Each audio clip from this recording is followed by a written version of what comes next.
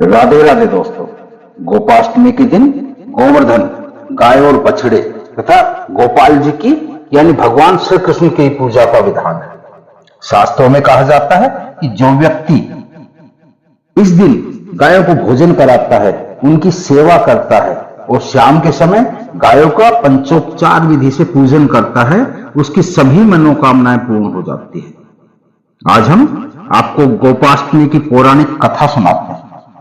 जब कान्हा जी ने 6 वर्ष की आयु में प्रवेश किया, तब एक दिन वह अपनी मैया यशोदा से बोले कि मैया, अब तो हम बड़े हो गए हैं।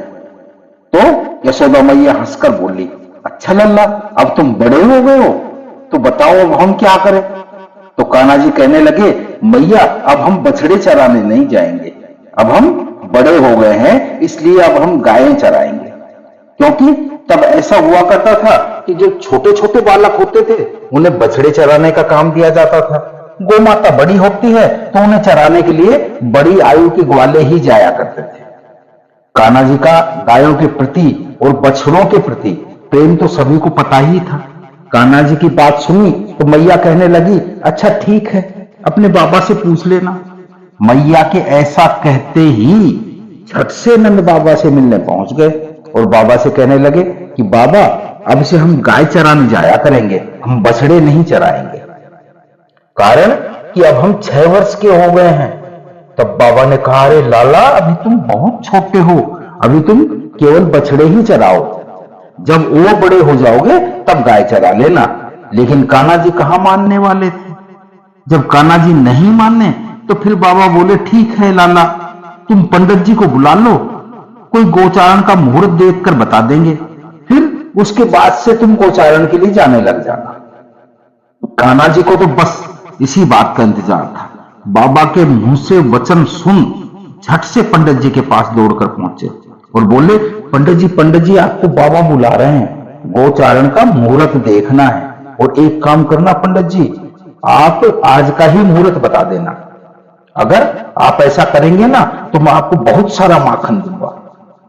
पंडित जी ने जब कान्हा के मुख से सुना तो बहुत मुस्कुराए और सुनकर समझ गए कि कान्हा जी को गोचारण की बहुत जल्दी है। अब पंडित जी नंद बाबा के पास पहुंचे और बार बार पंचांग देखकर गणना करने लगे। तब नंद बाबा ने पूछा, पंडित जी क्या बात है, आप बार बार क्या गणना कर रहे हैं।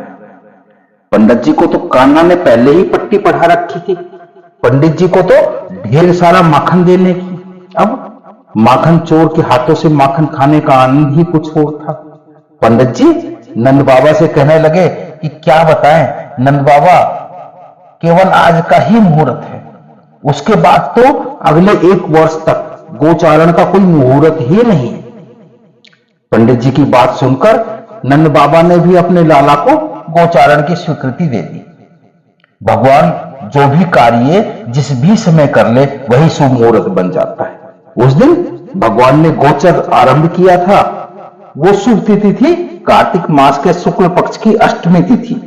भगवान जी द्वारा पहली बार गोचारण आरंभ करने के कारण ही यह तिथि गोपाष्टमी कहलाई।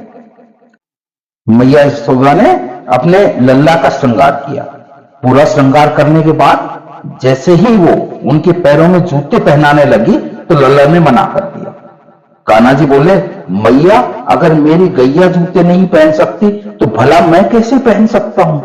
अगर पहना सकती हो तो पहले मेरी सभी गायों को जूती पहना दो, तब मैं भी पहन लूंगा।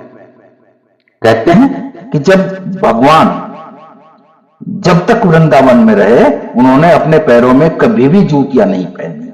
वे जब भी गायों को चराने के लिए जंगल में जाया करते थे, नंगे पांव ही जाया करते थे। आगे आगे गैया और उनके पीछे पीछे बांसुरी बजाते हुए कान्हा जी, और उनके पीछे पीछे बलराम जी, और उनके साथ उनके ग्वाल बाल चला करते थे। इस प्रकार से विहार करते हुए भगवान ने उस वन में प्रवेश किया। कहते हैं तभी से भगवान ने गोचारण लीला का आरंभ किया था। ये थी गोपाष्टमी की कथा। प्यार से बोलिए, ओम नमो भगवते वासुदेवाय। राधे राधे।